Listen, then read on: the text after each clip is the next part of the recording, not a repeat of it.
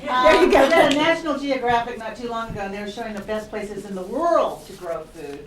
And we have a little bit going on here, but if you can buy gold, but you can't eat it. So I'm all for that. Had some farmers in my family too. But anyway, New Mexico is a sovereign state, and how much can we be sovereign right now? And how much is the EPA and all the federal crap going to affect us in our policies? I get to start with that. I think there's going to be a new day for governors, and so let me start with, I believe in the Constitution. And the Constitution says that those powers not specifically reserved to the federal government belong to the state. That means the governor must say no. You have to stand up and say no.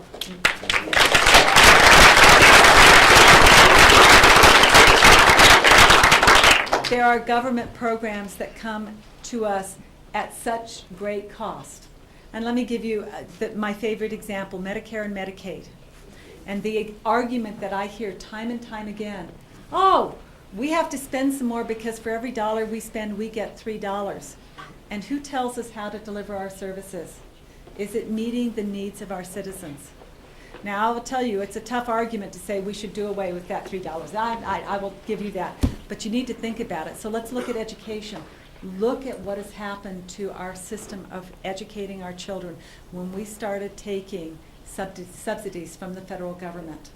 There are times you have got to weigh what we are doing before we do that. And you know what?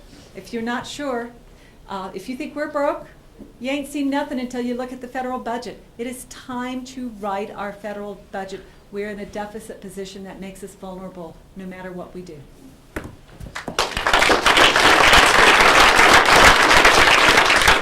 Have you all been following the Real ID scandal? Yeah.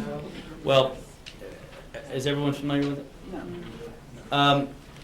Well, the federal government has said to all the states you have to produce a certain type of ID, identification that you can use when you go to the airports and so forth. Sorry? Yeah. And what New Mexico has been doing is actually giving New Mexico driver's license to illegal immigrants. And so we are stuck in a little bit of a bind here in New Mexico in that we are not in compliance with federal law. Aside from the fact that I don't actually believe in this federal law that we have to have a special ID. But now where we are is that since we're not in compliance and we don't have a waiver, if you are a U.S. citizen and want to travel on a plane to another state right now, you actually have to have a passport because they will not accept the New Mexico driver's license, which, by the way, we've spent millions of dollars redesigning in Santa Fe. So it has chips and other sorts of information in it.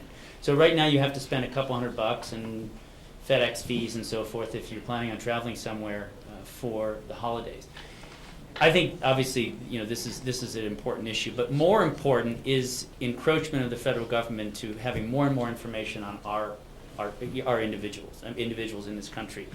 It used to be if you wanted health insurance, they would assign you a number. But after HIPAA legislation was passed, you have to provide your Social Security number. Now, I'm not the kind of person who likes to give out his Social Security number, but now I can't get health care through my company without providing it. I think what the federal government is doing is slowly encroaching on our individual rights and freedoms, and I think it uses laws such as Real ID to have states then do it for them. And Janice is right. What we need is governors who are willing to say no and not put up with it. Now, you mentioned the EPA. I think to some extent having uniform laws, environmental protection laws, makes sense. And yet we have a situation in New Mexico where we have counties, such as Santa Fe County, going and creating its own set of rules on how to access mineral rights, for example, in the Galisteo Basin, preventing companies from engaging in oil and gas exploration. I think we have to have a government, and Bill Richardson let them do it, and the Environment Department let them do it. So we need a government that is prepared to stand up for uniformity, because without uniformity, businesses can't do business. You don't have consistent rules in markets. And we do not want to be a state that has some set of crazy rules that no one wants to comply with, and no one can comply with. So we need a governor who's willing to stand up and make sure that we have that environment, and who's willing to say no to the federal government when it tries to force us to let go of individual freedoms little piece by little piece. Thank you.